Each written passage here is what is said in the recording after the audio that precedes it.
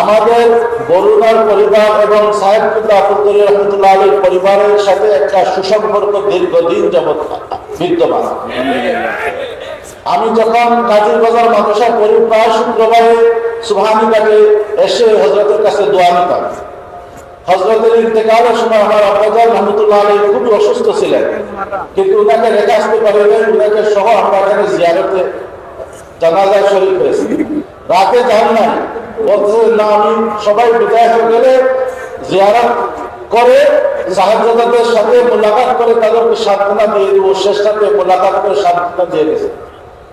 এবং সাহেবজাদা হাফিজাহুল্লাহ যখন বরুণার দিকে যান আমাদেরকে দেখে আসেন। লন্ডনে আমি যে মসজিদে ইমামতি করি, হযরত সাহেবুল্লাহ আফুদ্দুর রহমতুল্লাহ আলাইহি গিয়ে জুমার খুতবা আমার মসজিদে দিয়েছেন। আমি সামান্য খেদমত করার তৌফিক হয়েছে। তো আমাদের এই সম্পর্ক যুগ যুগ থেকে, আর আমি চাই এই সম্পর্ক যেন যুগ যুগ পর্যন্ত থাকে।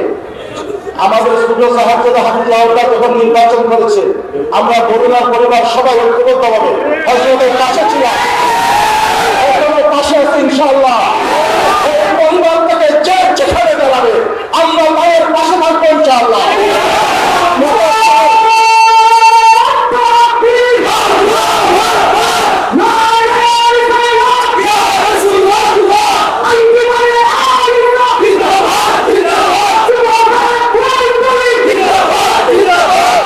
আমরা বড় আশা ভোগ্যতা নিয়ে আসছিলাম ছোট সাহেবজাদা এবারও নির্বাচন করবেন। আমরা এবার যদি নির্বাচনে দাঁড়াতেন আমরা বরুণা থেকে এসে কাজ করতাম, কিন্তু আফসোস আমরা পাই নাই। এটা আমাদের ব্যর্থতা। ইনশাআল্লাহ গত 16 বছর পরে আমরা নির্বাচনের একটা আওয়াজ পেয়েছি। আমি আপনাদের কাছে ভোট চাইবো না, দোয়া চাইবো।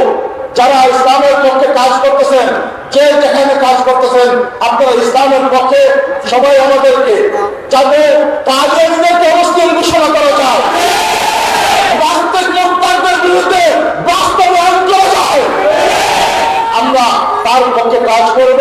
আল্লাহ আমাদেরকে তৌফিক দান করুন। আমাদের সুযোগ দেওয়ার জন্য আহলে ফুলতুরি রহমতুল্লাহ আলাইহি এই পরিবারকে সাধুবাদ জানাই, শুকরিয়া আদায় করি, আপনাদের শুকরিয়া আদায় করি। জাযাকুমুল্লাহু আহসানাল জাযা।